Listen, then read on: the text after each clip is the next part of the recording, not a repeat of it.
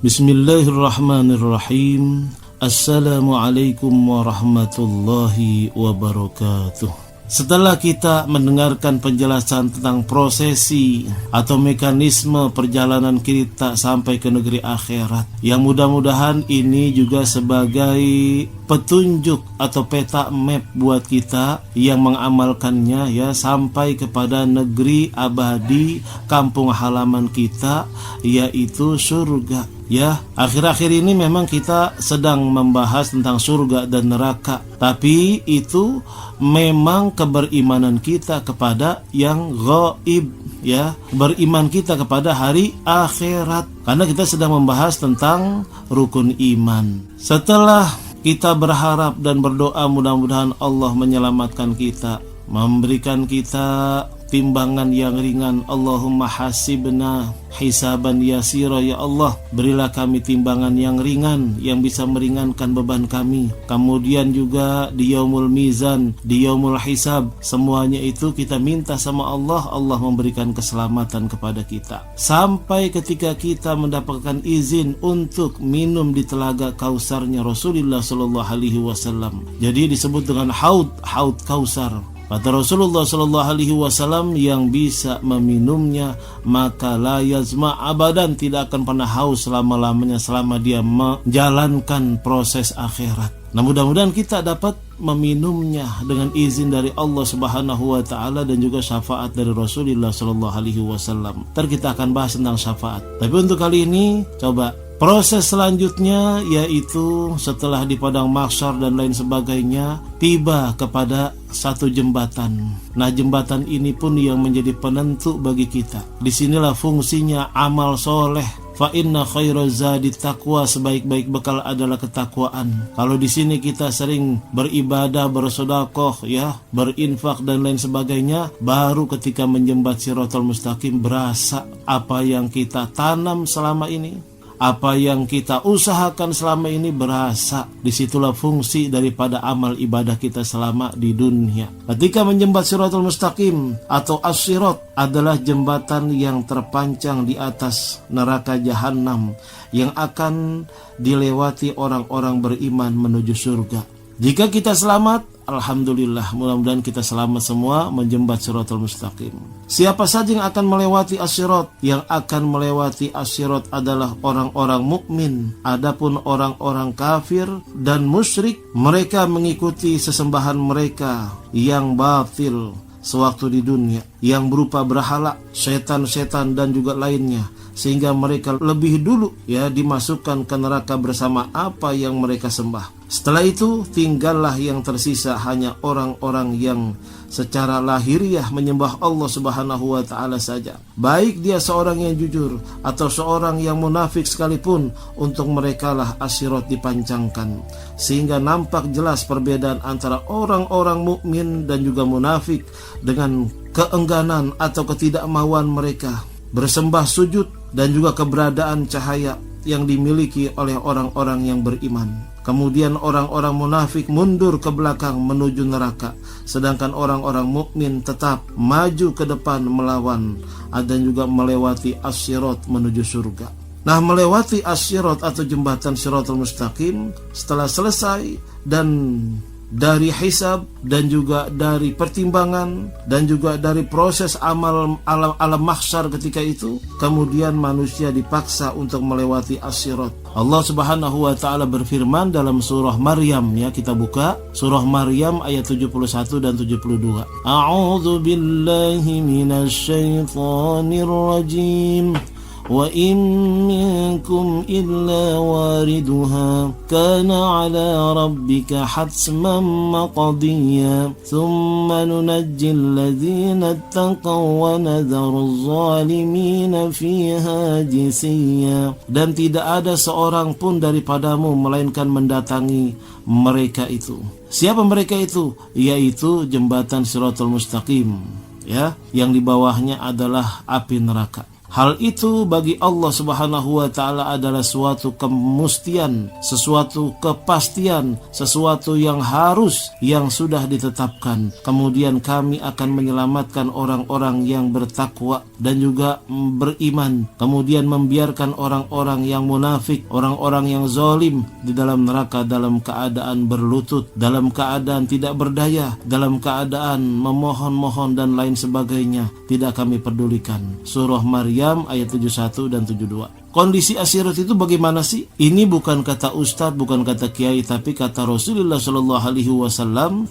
dalam hadis yang sahih. Beliau bersabda, ya, dari Abi Sa'id Al-Khudri ini. Dalam hadis yang sahih disebutkan bahwa asyirat itu ditanyakan kepada Nabi Shallallahu Alaihi Wasallam, ya Rasulullah, apa yang dimaksud dengan al-jasr?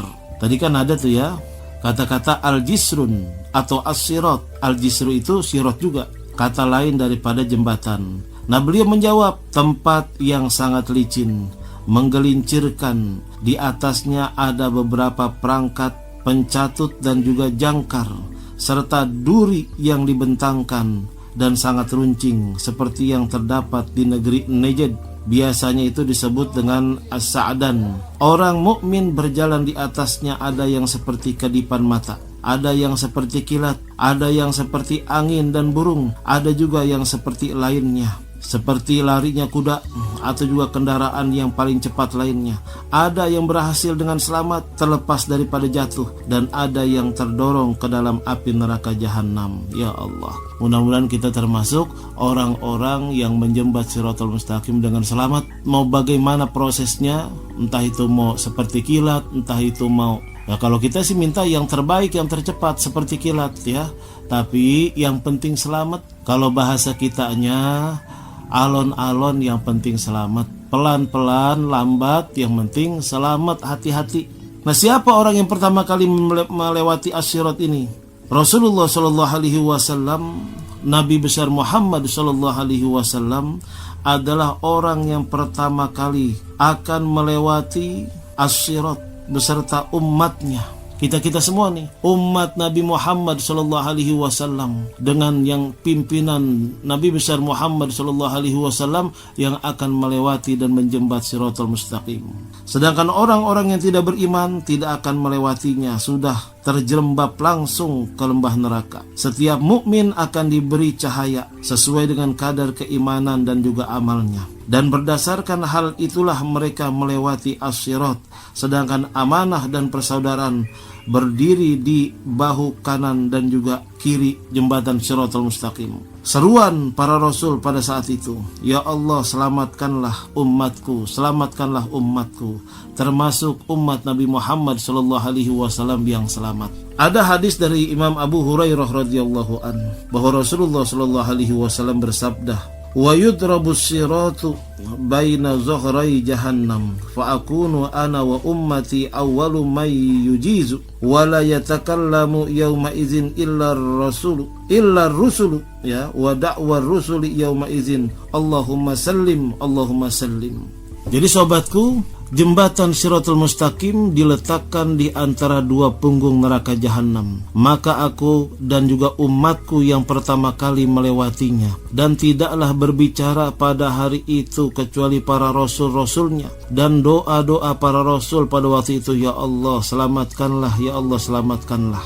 Apa yang terjadi terhadap orang-orang mukmin setelah melewati as-sirat? Nah, sebelum itu juga ketika proses menjembat Shiratal Mustaqim itu, inilah kalau kita semakin cinta kepada Rasulullah Shallallahu Alaihi Wasallam, sering bersolawat dengan penuh kecintaan, ikhlas, ya, sering mematuhi perintah Rasulullah, menjauhkan larangan-larangannya.